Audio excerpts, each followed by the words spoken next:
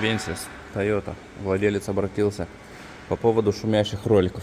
Ну, я здесь менял прокладочку.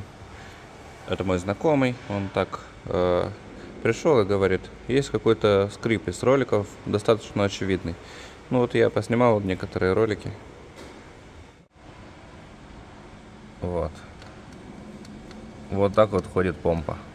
Я там ничего не откручивал. Вот так сильно она разболталась. Конечно, будем ее менять. Так ездить нельзя. Удивительно, что не потекло все.